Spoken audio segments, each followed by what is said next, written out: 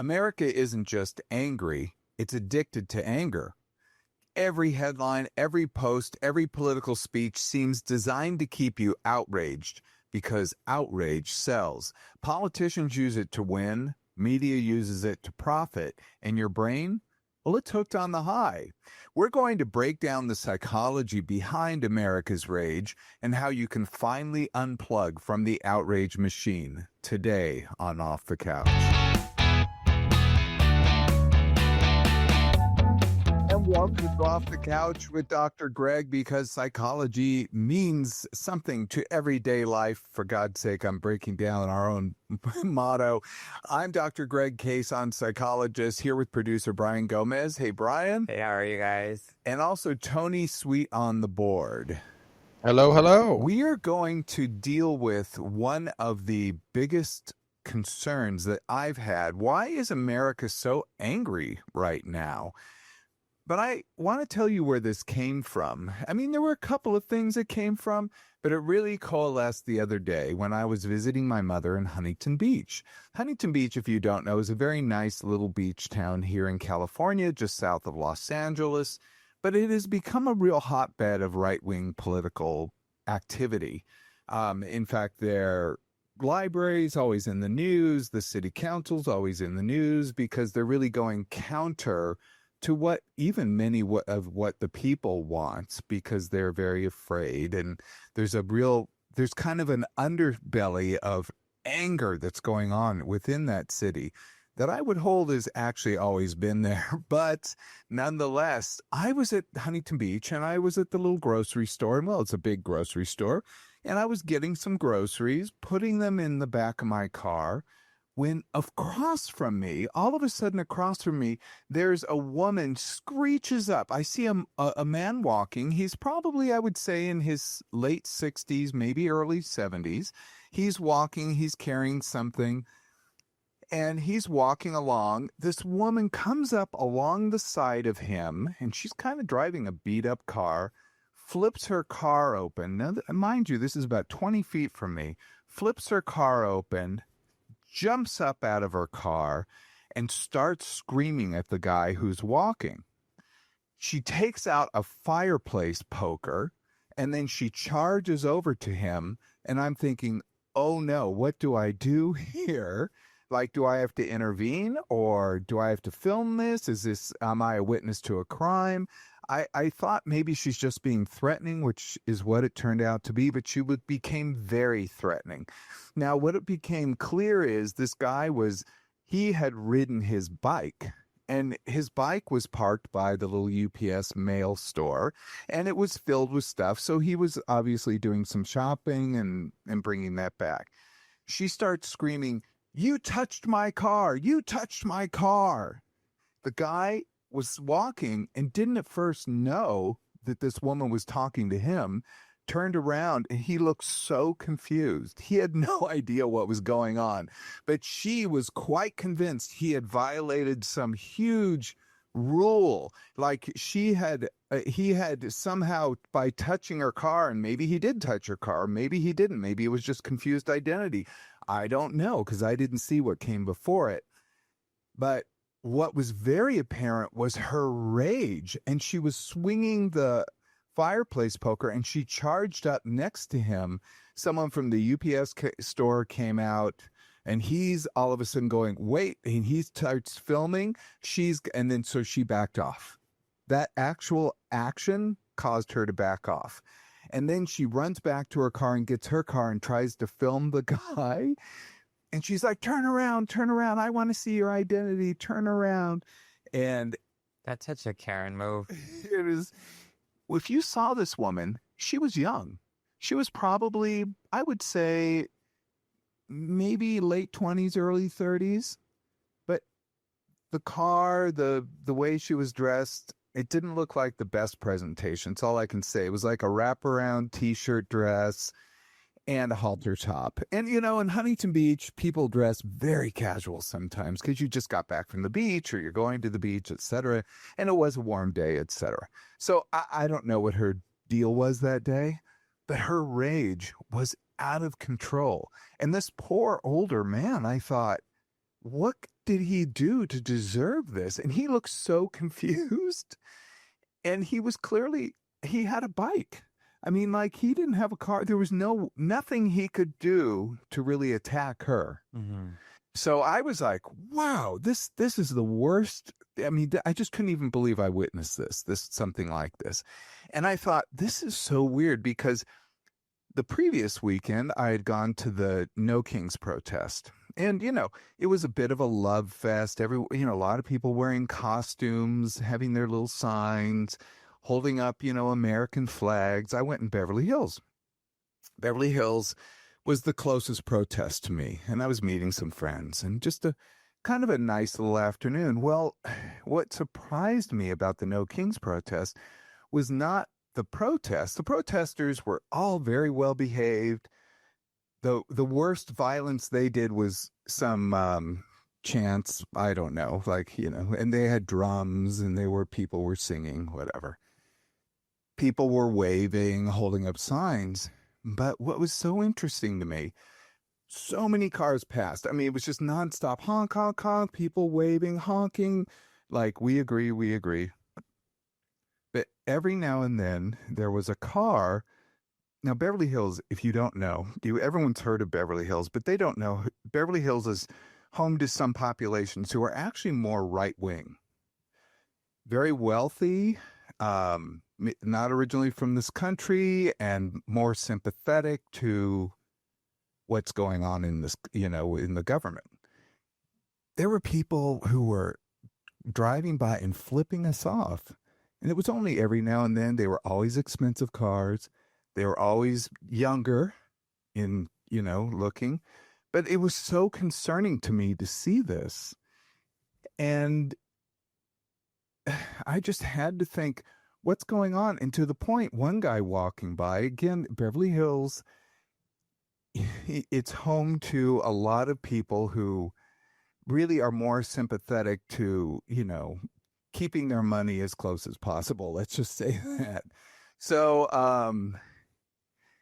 I was walking this guy, I was holding a big American flag, and this guy said, and I was concerned about folding it correctly, because with an American flag, there's a correct way to fold it. So I was trying to fold it correctly, and this guy comes up, he goes, "I'm surprised you're not burning it."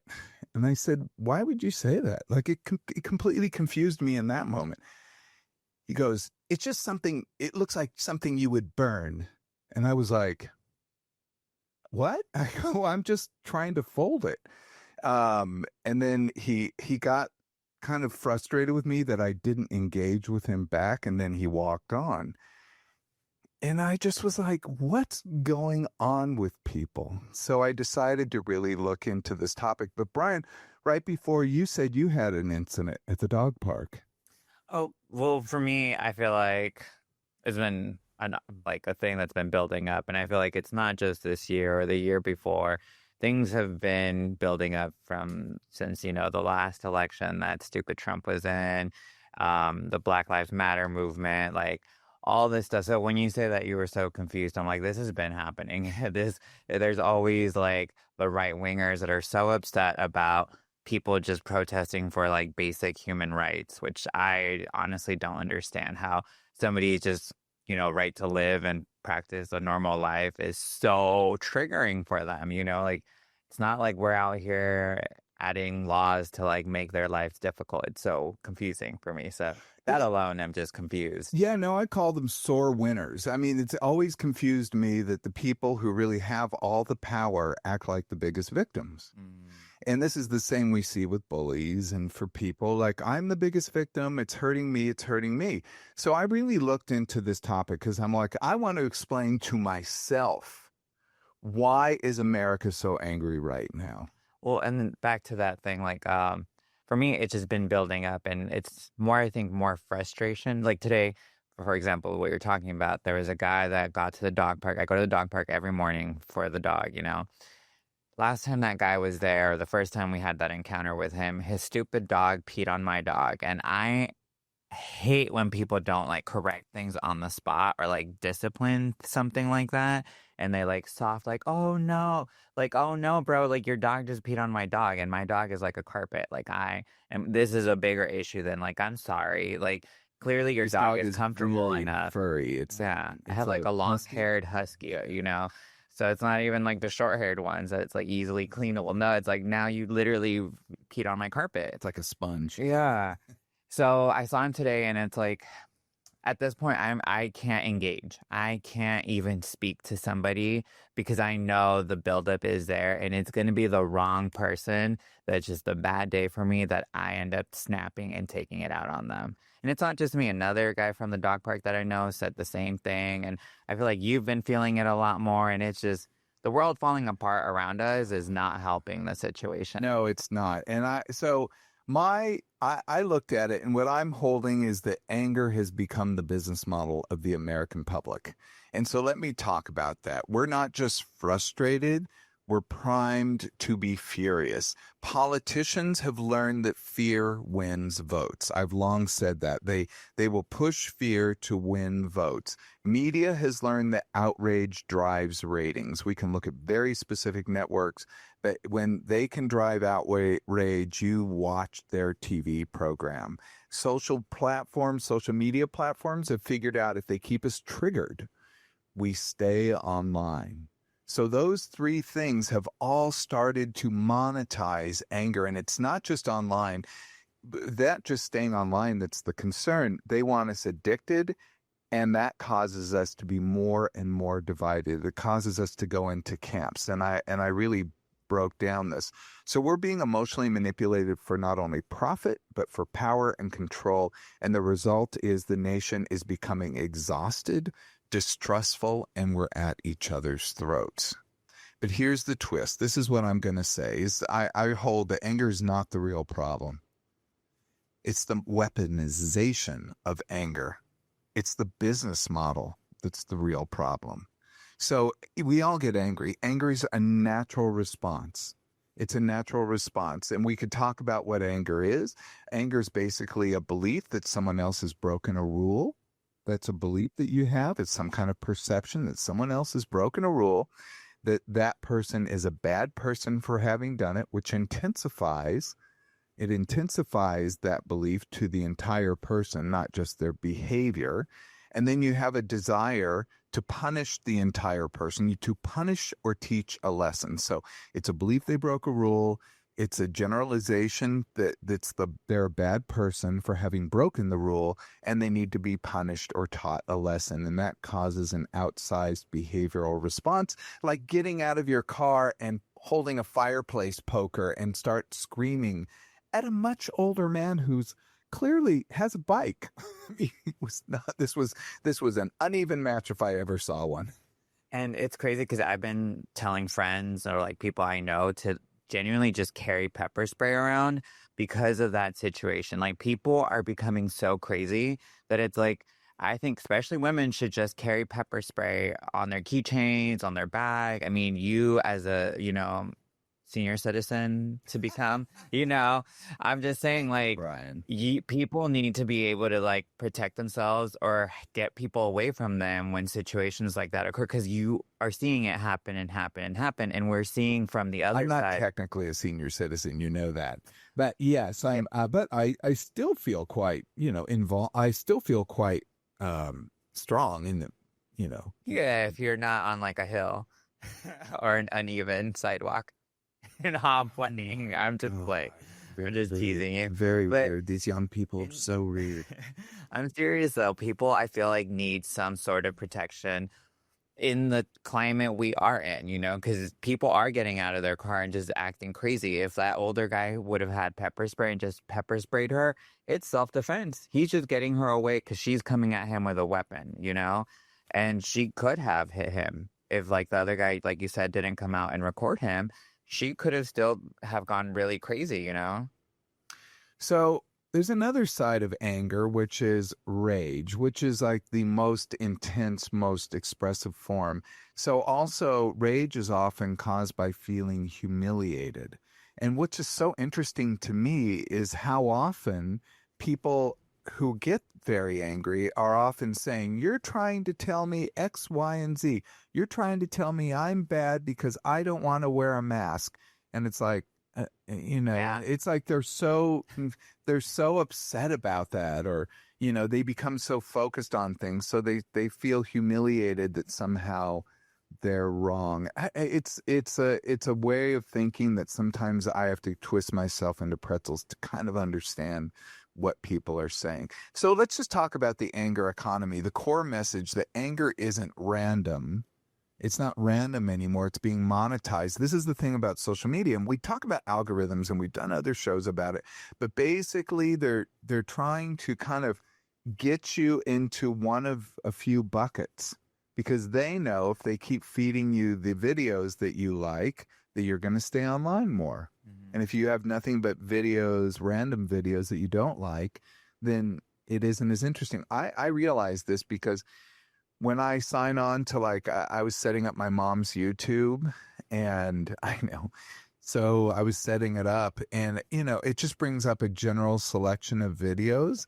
And I was like, wow, this doesn't look appetizing to me at all. To Of clean course. slate. Clean slate was kind of boring. Yeah. There's a lot of celebrity stuff. I mean, stuff I'm not really interested in. Celebrity information and, how to do your nails and hair and whatever. I'm like, oh, this just doesn't look interesting to me at all. And I thought, how interesting that my video feed has a lot of interesting things to me, because the algorithm's always feeding me Yeah. when I'm on YouTube. It's funny because I've had to like stop my boyfriend from like doom scrolling, where I'm like, dude, I see how upset you're getting, or like I see when he's like on a roll of it, because he'll like post one thing and then like 30 minutes post another thing, and I'm like, oh, he's doom scrolling right now, that it's like, it's not good for you. Like, you're just being upset in the fact that they're winning because you're reposting what they're feeding you, You're reposting what they're feeding you. So America,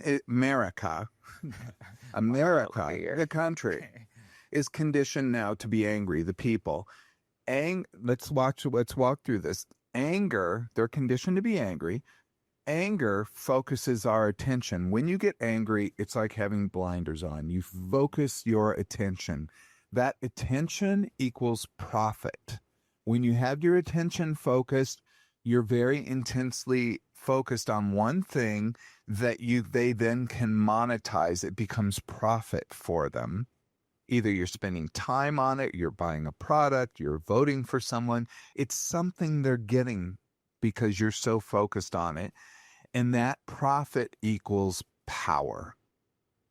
So the anger focuses attention, which equals profit, which leads to power. So politicians use outrage to mobilize fear. Fear equals turnout. And that's why it was so interesting to me, though, the new King's rally. I was kind of like, whatever. I'm not a protest person. I don't like to go to protests in general. But what kind of tripped me was people kept saying, the Republican politicians kept repeating this line, and on TV and certain TV networks kept repeating this line, that it's the Hate America rally. And I'm like, I don't think it's a Hate America rally. In fact, this is the very principle the country was founded upon. No kings. This was no king. That was the very principle the country was founded upon. So I'm like, this is the absolute opposite. And so I wanted to go and show my patriotism, because these people were trying to push a lie of hating America when it's absolutely the opposite. And it's crazy that everything they're doing is like anti-patriotism, of the way they're destroying this country. Yes. Everything that they've been doing is literally the opposite of being patriotic. Well, I mean, not everything. I mean, there probably are things that are quite patriotic. I just can't. Like what? I don't know. Oh no, you've had a whole year of that and you still can't think of it. I just have one at the tip of my tongue. Oh, how interesting. That doesn't mean they don't exist. Media uses outrage to retain viewers. Rage equals ratings. Social media uses algorithms to amplify anger. And you think you're getting mad at some group like immigrants, trans people. It's their fault. They're bad people. I've had to deal with this in therapy, Oh, trans athletes. And I'm like, what, how does this touch your life? You're like, are you even an athlete? I mean, it always surprises me that that's like a really driving issue for some people. But really, you're the one being manipulated because the people that, let's say, are so concerned with that are readers of particular Point of view. points of view. Yeah, that's right. They listen to Barry Weiss's podcasts, or they read Wall Street Journal, or those types of things. So it's just interesting to me, because they just reflect it kind of blindly. These are intelligent people. So Are they intelligent people? Because I have a really hard time believing that when their beliefs are so stupid. no, I do believe they are intelligent. I don't think In what way intelligent? Because if you're doing emotional intelligence, that's different than intellectual intelligence. So what's are you is it emotional? intelligence? I don't know. I'm just questioning the intelligence overall, I because think at there's some point different intelligences. There's social intelligence, emotional intelligence, and there's I'm having intellectual a hard time. intelligence. I don't know how you can just break them up into different categories. I don't know. Is that how? Yeah, there's a concept called general intelligence, the G, general intelligence. It's supposed to encapsulate all of them, but it's really weighted in intellectual intelligence. That's another show. That's another topic. Yeah, because I'm very confused with how so many intelligent people have such backwards way of thinking. Well, let's go. Let's say what's going on. Number one, emotional contagion. It's the unconscious spread of emotions from one person to another. This is like I've talked before about how anxiety works. We can go into a crowd and you can introduce fear in one side of a crowd and it will start to spread through the whole crowd. It's really fascinating. So humans really can catch emotions. They catch it through facial expressions, tone, social media posts. They can look at physical stature, etc. And anger itself is contagious. That makes sense. We need it for the battlefield. And you can catch it just by scrolling. So that's the doom scrolling, which you said you try to urge your boyfriend not to do.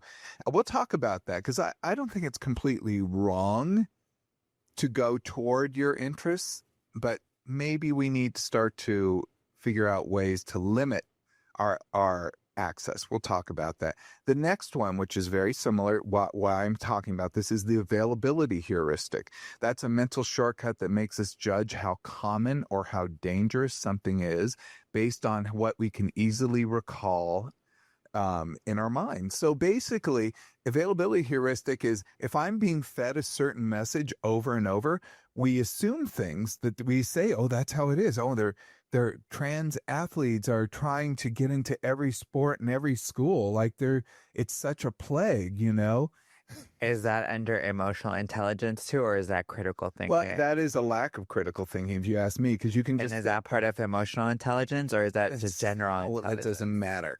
So our brains assume the world is more dangerous and divided than it really is because we'll see constant stories about these anger and outrage things. I actually thought Fox News is really good at this. Fox News put videos of Portland from a protest that happened in 2020 or something, and they had a few weeks of this group took over this building, and they just focused those videos, and they were showing them in this year 2025 and saying that's what was happening in Portland, and people believed it. Meanwhile, what's going on in Portland? People dressed in inflatable costumes and doing naked bike rides. The protests are going quite counter to the whole thing, so it's kind of fun to watch. In LA, we saw that they had the 2-block area of ICE protest that was for a couple days, and they replayed that over and over again. These are a couple of Google Waymos getting burned. Man, they showed those 24 hours a day for weeks. It would look like that's nothing but Waymos getting burned in Los Angeles. By the way, when I went to the protest, I was going to take a Waymo, and guess what wasn't available to go to that area? You could take your Uber, though. So if it's always in your feed, your brain thinks it's everywhere. And there's one more thing I want to point out as part of this is negativity bias. This is another big one. We're primed to focus on the negative. So the human tendency is to give attention and emotional weight to negative information over positive information. There's a ratio I teach couples because it's true in relationships is that one negative act equals to get rid of one negative act in a relationship, you need to have 5 positive. You have said that before. So it's the 5-to-1 ratio. So bad news grabs us faster and holds us longer because it's once helped our ancestors survived. When there was a tiger at the door, you didn't worry about like, oh, should I fold the clothes if they were doing that? And now we're scared of a trans person outside. Oh my God. So today it just keeps us glued to conflict and controversy. I challenge people, how many trans people do they know? I actually do know some trans people, but it's, first of all, none of them are athletes, I'll tell you that. The other is that, they suffer more than anyone. I'm just like, come on, man. My whole thing is like most of the people that are upset about like trans people in like sports or anything don't even play sports. That's right. I'm so confused. I'm like, they're the fattest thing in the world. And you're like, why are you worried? You can't even run down the block. Well, they think danger is at their doorstep. Like I said, they think that the saber-toothed tiger is about to enter their cave. Oh my God, the saber-toothed tiger wearing a wig and heels is trying to get into their cave. And they're worried about that. So they keep glued. That's a negativity bias to conflict and controversy. We're wired to watch the car crash, not the sunset. So if a car crash is happening in front of us and there's a sunset, we're focused on the car crash. Let's face it, when we all drive down the freeway, what happens when all of a sudden traffic comes to almost a stop? It's a little fender bender off to the side of the road, but everybody has to slow down to see what happened. They're all bending their head. Yeah. So, okay. So emotional manipulation is the political playbook. Politicians sell fear because calm people don't click, vote, or donate. Remember Biden said, and I was very attracted to this. I don't hide where I stand. I was very attracted. Remember he said, I promise you 4 boring years. Exactly what he gave us. They were pretty boring. And he also accomplished a huge amount. But what did people think? They believed what they were told. He didn't do anything. Blah, blah, blah. They had so many accomplishments. It kind of blew my mind. I mean, they were a very productive presidency, but I'll bet most people would say Trump is doing more because what he does do is he continually brags and he does really, really outrageous. He does ceremonial things. He does things that put him on TV. He, like tearing down the White House. He gets a lot of views.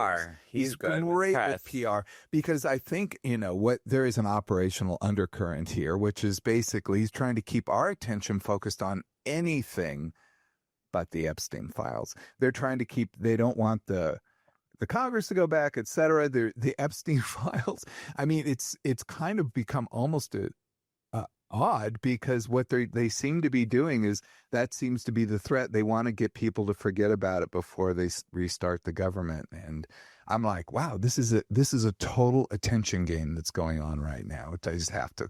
At least that's my theory. Do you think if they were even released, people would even care? Because at this point, I'm so like, America girl, clearly we know what's happening. They don't care. He got a bunch of felonies. We did a whole show on this, and people are still with him. In fact, they hold up signs, vote for the felon. They're into it. They like his mugshot, So yeah, they don't care if he is either a pedophile or supported pedophiles. I don't think that that's a concern, honestly. I mean, it may be a concern for people on the fence, but I don't think his court supporters are going to be. I mean, bothered. Yeah. Well, I think that there's very much I'll talk about in the next one. So that's in-group, out-group tribalism. And I think that that's actually quite at work here. Let's talk about this. So Trump pushed, they're eating the cats, they're eating the dogs. Remember that thrust messaging?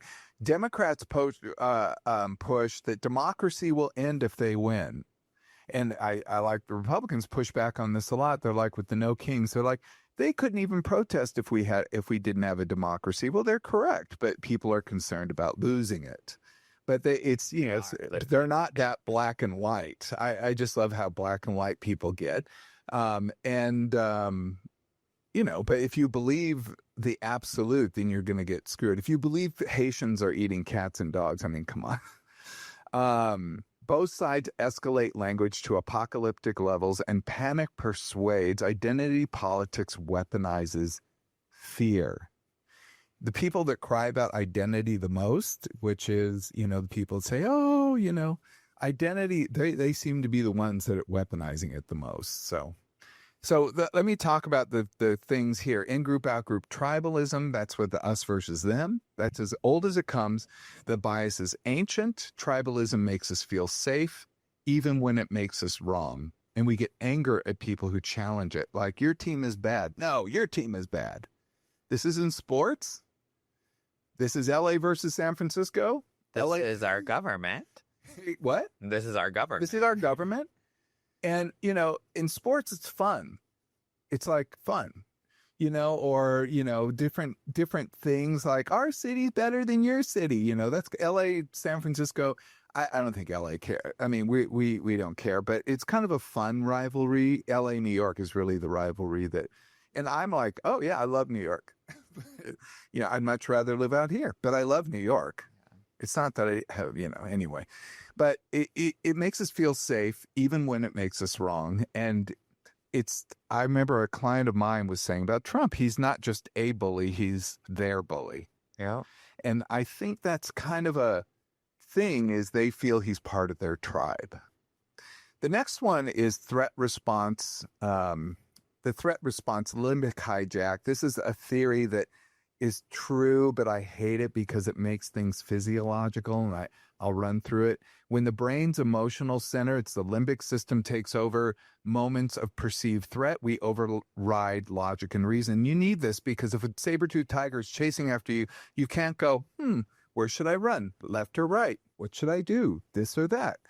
You have to make a decision. And what most people, and including me when I had a life-threatening circumstance, it's like time slows down when you have to make it. It's the weirdest experience. But what's happening is your brain, it suddenly becomes so hyper-focused. You start to think very quickly, and you can make a decision better. But what's happening with something, if you have a car crash, have you ever just like slammed on your brakes? That's because you see it instantly. And you're like, should I slam on my brakes? That might be good or bad. You just slam on your brakes.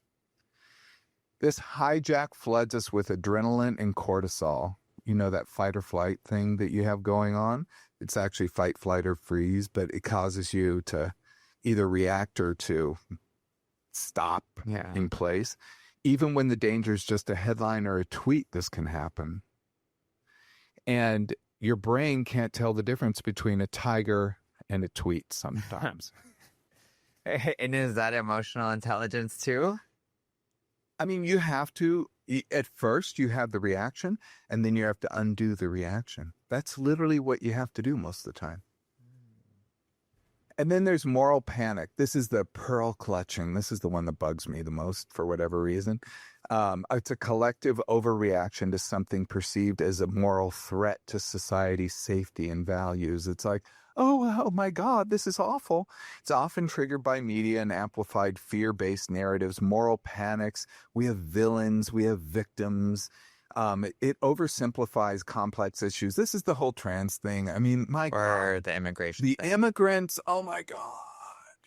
It's just, and the thing that cracks me up about the news is they're like, I didn't think it would happen to Rosa, who works at the diner. I didn't think it would happen to my gardener. I didn't think it would. But I mean, my God, people.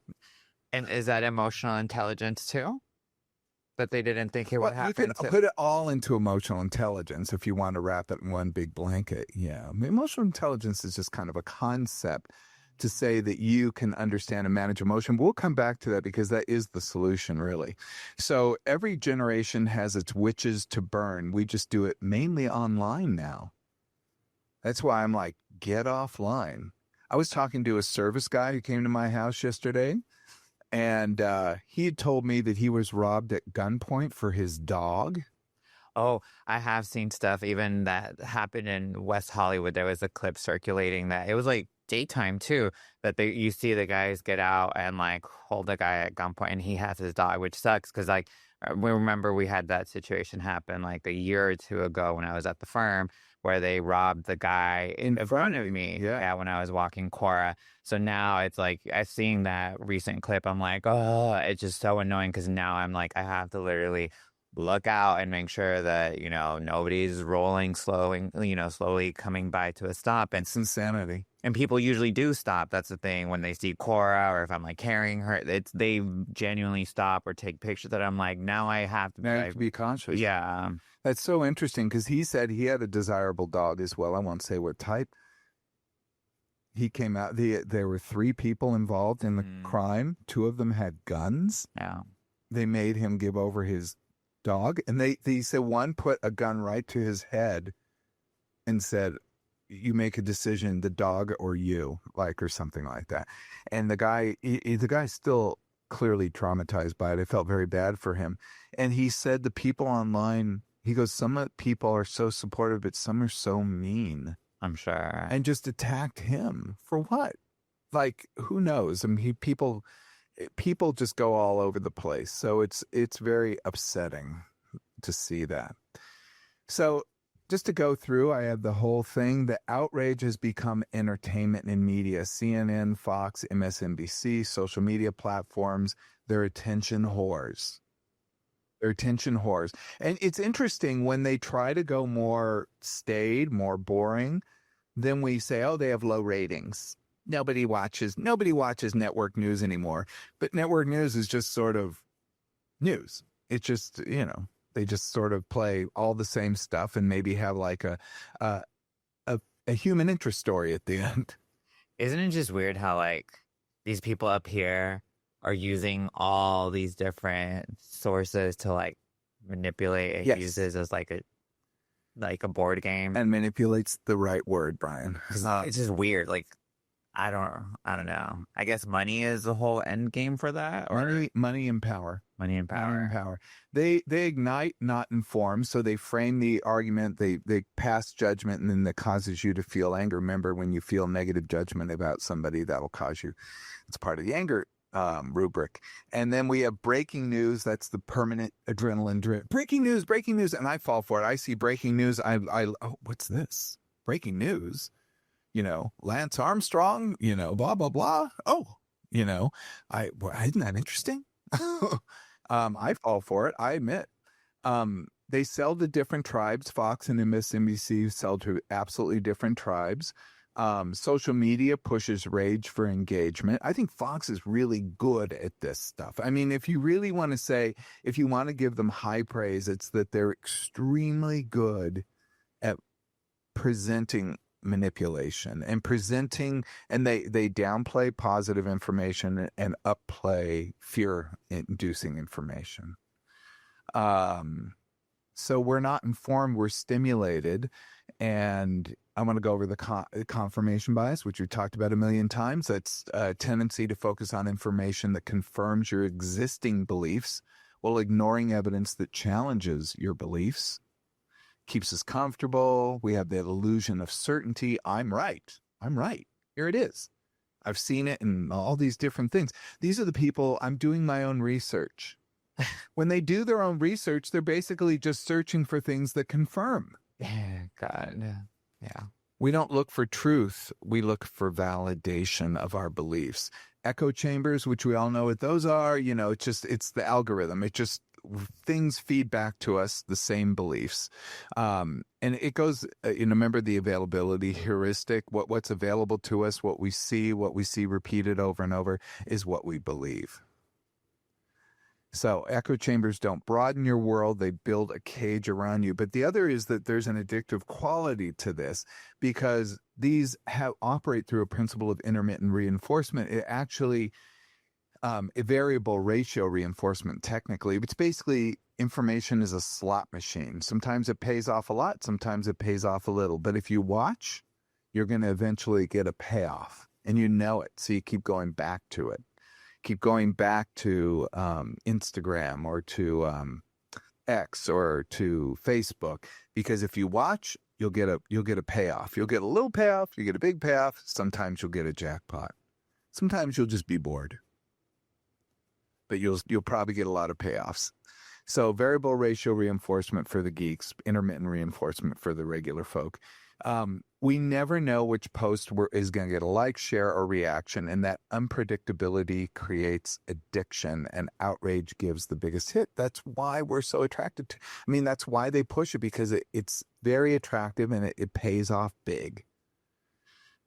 So you're not addicted to being right. You're addicted to the rush of being outraged. So I'll go just to basically, this is power and clarity illusion, that because focus doesn't mean clarity. Well, anger brings both power, feeling of power, and a clarity illusion, the blinders on. So we feel powerful. But that outrage that we feel, that fight or flight, will eventually cause us to be exhausted. They call this the chronic anger exhaustion. Essentially, people who are angry all the time, they're tense, they want to sleep. They get tired, they're fatigued. That exhaustion then causes people to go, oh, I'm too weak to do it myself. Someone needs to protect us. And then the draw toward authoritarianism. Someone who says something like, I alone can fix this. And then everyone turns to them. So we become more childlike, blind in our following, and we become like puppets. So this is kind of interesting. I think that there is actually a through line to have. You're feeling your shoulder right now, Brian. Are you feeling that? Oh, no. I mean, I just been thinking while you were talking how I used to get really angry. I still get angry now, but like I used to have like a really bad issue with anger, and like I worked a lot on it. And like you said, you get exhausted from being angry. It's true. Like if you ever get angry and can have a moment of reflection while you're angry, and you feel how your body has changed from the moment before you were angry till when you are angry, to where like my temperature completely changes. Like I will start sweating, like everything, where it almost, like you said, the blinders come on and it's like I'm blinded. Whenever I like calm myself down, I'm like, whoa, where did I go? Then I'm like, I guess it's, yeah, the emotional intelligence and how to regulate your emotions. But it's like, how do you do that when like the bad guys are literally being bad and breaking all the freaking rules in our country and like attacking and coming after every single like human right we have? Yeah, I think you need to be clear about that there are bad things going on, and that it is right for us to be concerned. Angry or concerned? Because it's big stuff that's happening. I'm telling you, you're going to benefit more from being concerned until you need absolute anger. If you stay in anger, you're not going to have the energy to combat what's in front of you. But if you can only use the anger when it's absolutely needed, and to be very concerned, like I'm concerned that X, Y, and Z is happening, it will preserve some of your anger, but keep you focused on what's real and what's right. This is going toward another principle of emotional management called from the Yerkes-Dodson curve, that there is a level of emotion and stress that will help us perform the best in every situation. Oh, I know you've talked about that. And if we have too much of any emotion or too little in a given circumstance, that means we're not going to perform our best. So it really is up to us to manage our emotions, especially when we're being told constantly that the house is on fire. We're constantly being told that. And it's causing people to be okay with people being rounded up on the streets. I mean, by masked men who are unmarked, masked men in unmarked cars, and throwing people to the ground who are selling tomatoes or selling, tamales at the side of the road. I mean, people can see where I stand and certain, but I'm very much against what's going about these kinds of tragedies that are happening. But I also focus on, human rights, etc. I really believe in this country and the Constitution, the Bill of Rights. I strongly believe in the system that we had set up in the three branches of government, and I'm extremely concerned that things are being whittled away and powers being consolidated in the executive branch, and that's due to the actions of both the judicial and the House legislative branch. Forgot the name there for a second. But the judicial and the legislative branch are sort of abdicating. They're kind of saying, we're going to take our hands off for the moment. But that's my whole point. Like, when do we become angry? When we're not allowed to be angry anymore? That's because we're losing, like, even the right to protest. It's weird. I've been having issues with protests that I've heard been happening. Even the last No Kings protest before this one recently, the one that was happening in WeHo, that they like got permits or are requesting permits to protest. That I'm like, what? Like, I don't think that's the whole concept of like protesting. Like, they do it all. The funny thing about these, unlike, say, the people that stormed the Capitol, the funny thing about these particular protests is they're all done so legitimately, so low key, but so we not sweetly. That's like an issue though, because I'm telling you, like the last protest that I went to, they were even instructing us not to get off the sidewalk onto the street. Where They did that with us too. Dude, they had monitors. Keep the sidewalk clear. What a protest is. It's to disrupt. I'm so confused where we lost the actual knowledge of how to protest and how to disturb the way the life is flowing. The thing is, or am I wrong? It's just there's such a double standard. The thing, when you have you could have people storm the Capitol, people have no problem with them all, people beating up cops, even cops ended up dead, and it's okay because now they're all pardoned and that's okay. They made. You see my issue where I'm like, how are we having to follow even the weirdest? Why are we even? I still think it's important. I think it's still important to do because that's a double standard. I don't think you cross easily. I don't think that is one that you go, okay. I do believe that they're playing by different rules. Like, they're not playing by rules. That's my frustration about it. I do believe that, like, the legislators, these are the Congress and the Senate, if one side is playing by one set of rules, the other side can't go, we're going to play by the old set of rules and hope that you come around. They have to say, you know what? We're going to play by your set of rules too. And that's why our country is shut down at the moment. So basically they're saying, the one side is saying, Democrats, you should play by your old set of rules. Why aren't you playing by your old set of rules? And they're kind of saying, we're now going to play by your set of rules. And it's causing the country to be shut down because they're saying, we're not going to budge on this till you actually meet with us to negotiate. And they're not doing that. They're refusing to meet and negotiate, and the president's not getting involved, which every shutdown ends when the president gets involved. It's like the two kids are fighting. They're not going to stop fighting until the parent gets in the room. The parent is not in the room. And the parent is traveling right now. The parent is off in another country watching a ceremony. So let's talk about breaking this cycle. I know this was an intense show, but there is some hope. Is there? Yeah. And I think, the protest, to go back to your protest message, if I may say, I went through the AIDS crisis. And one thing that was really interesting to me is we did have really intense protests. And there was a thing that happened, and I don't know if you remember this, Tony, you might be too young, but when you'd be in a bar, they would have protests down the middle of Santa Monica Boulevard, and people would scream, out of the bars and into the streets, out of the bars and into the streets. And that all these people would crowd out into the streets, and they would just have this impromptu charge that would happen. And because, of course, there were people dying constantly. And you don't think that kind of energy is needed?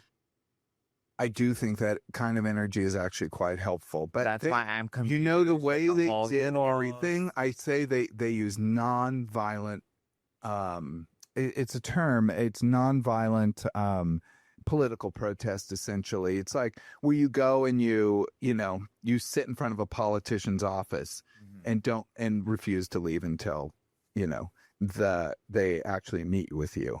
So it's that kind of thing. So I want to talk, we only have a few minutes, and I want to talk about how to break the cycle. You can't control what's going on around us. You can't control the system. You control your reactions to the system. How do you do that? I actually made a huge, like a long handout that I thought was very succinct and very pithy, very short, but I realized it's too many things for us to even go over today. So if you want that, please go on the youtube.com/Dr. Greg, find the show, which will be, Why is America So Angry right now? And find the handout, go to the handout, click on it, and you'll see. But for right now, here are the short ones. The tools for listeners: reduce your emotional input, limit things like doom scrolling. There's a principle in psychology which is called stimulus control. Stimulus control is where you control what you're seeing. So I really intensely limit social media. I mean, probably I don't do more than 5 or 10 minutes at the most a day. Well, how do you do that when your work? Well, at least mine, I have to be on social media all the time, like constantly. What I would never do is click on one of those rage bait articles, no matter how tempting it is. What I would do if I were you is go into a separate window into like Safari or Chrome or one of the other browsers and search the story. Or we talked about those news filter services where you can actually see what the reality is about a story. Well, like for me, I'm talking more about like I'm having to be on Instagram constantly. Yeah. And I'm usually either doing stuff for you or for fashion stuff. But it's like I also follow people that are like on the ground reporting about like the ice raids and stuff happening to, immigrants and everything. No. And it's like I'm also not going to turn my back on like what's happening because these are my people that You don't have to turn your back. You can, if you want, you can limit their messages. There's a way to do that on Instagram and the other forms. You can limit them, and you can, kind of still follow them and still go to their feed, but maybe not always have it appear in yours. I'm just saying this is one. Stimulus control. Number 2 is to pause before sharing outrage.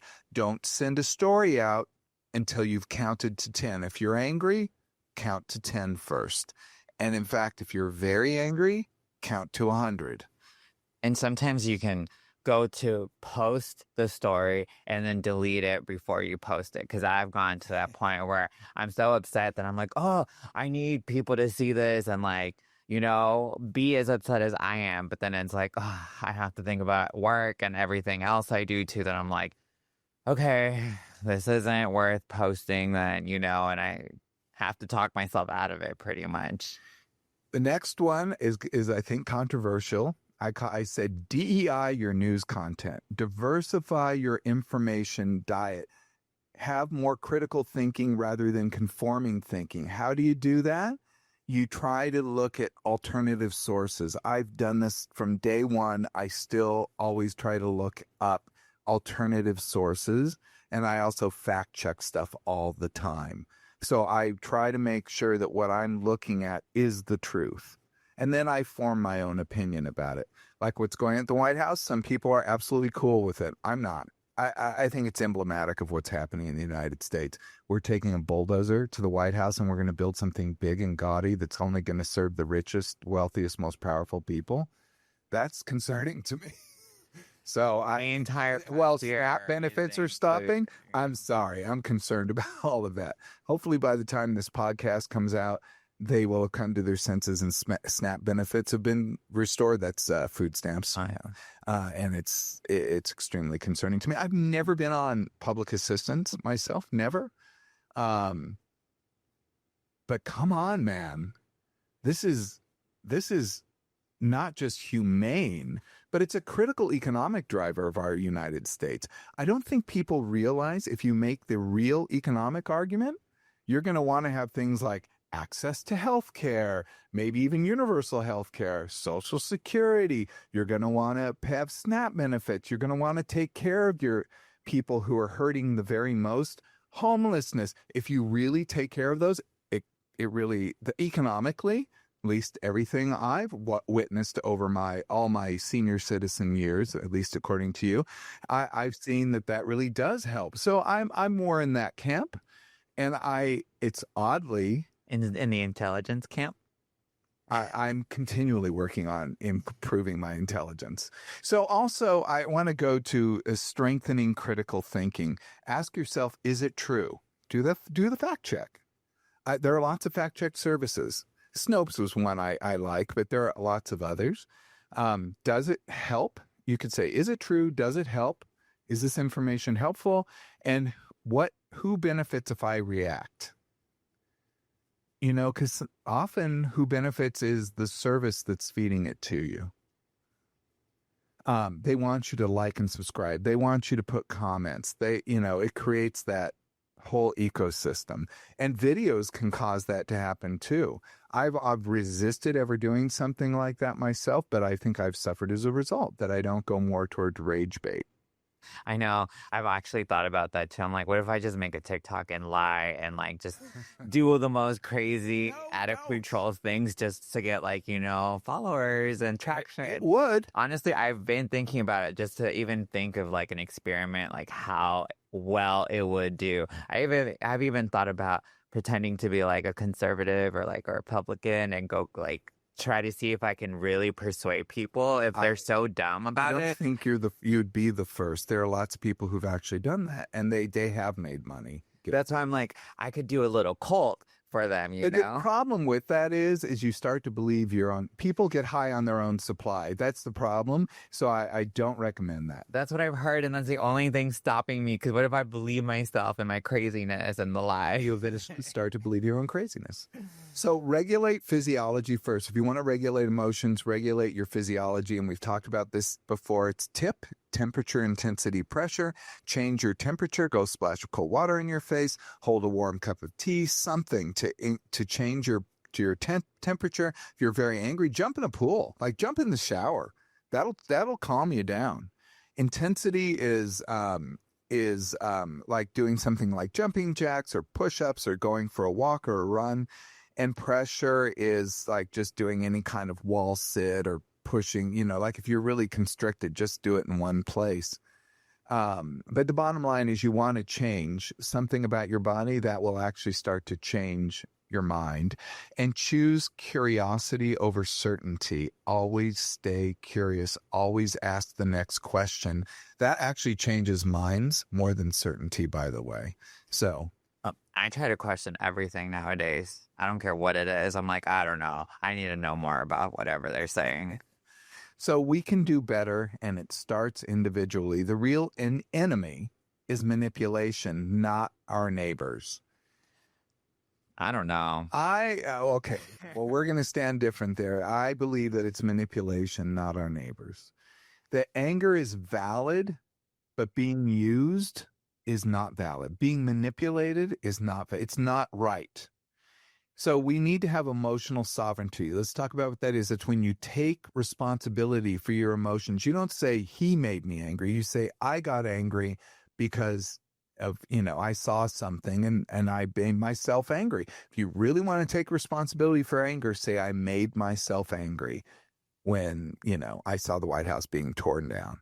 Because that's actually what's happening. So take responsibility for your emotions, understand them, respond to them from a place of internal authority rather than reactivity. Use emotional management. We could go on and on. We probably should do many shows on emotional management. But I know I've encapsulated many, many concepts, and I've only given them just a little bit of a, touchstone here. So there's much more to talk about. Remember that having a regulated or calm or emotionally managed mind is actually a revolutionary act in 2025. Do not allow yourself to be the whipping boy, to be the puppet of emotional manipulators. Don't do it in, in a relationship. Don't do it with a friend group. Don't do it with social media. Don't do it with television. Don't do it with all these things. America isn't really broken. It's just dysregulated right now. So let's do our part to calm it the fuck down. And that really brings us to the end. So if you have any thing, please put in the comments, when's the last time anger hijacked your day? What news sources leave you the most triggered? It's going to be different for different people. Have you ever shared a post you didn't verify because you were heated? Who benefits when you're outraged? And what would America look like if we regulated before reacting? It's interesting. I'm interested to see comments because I'm sure people who are angry at me for what I said will react. They'll be the ones to react. Oh, for sure. So I'm just curious to see how it all goes. And then me calling them idiots on the other side. So then they'll be angry at you. Yay! I'll start my TikTok so they can follow it. So thank you for joining us. This was kind of a different off the couch, I have to say. But I just was so motivated to say, what the hell is going on? We really need to. We're living in it right now. If you saw yourself in any of today's patterns, please take a breath. You're not broken. You're just human. Remember, insight is the first step, but action is what moves the needle. And so does social support. So if you enjoyed today's episode, please share it with a friend. That would mean so much to us. And don't forget to rate, review, follow Off the Couch with Dr. Greg, Apple, Spotify, wherever you listen. You heard me talk about the handout, youtube.com/Dr. Greg. Also, we have a bunch of resources. Gosh, I didn't even talk about all the things I wanted to. I realize this is a huge topic. Hit me up on socials at Ask Dr. Greg or Brian too. This is Dr. Greg, Brian, and Tony bidding you farewell until next time. Be present, be flexible, and be kind.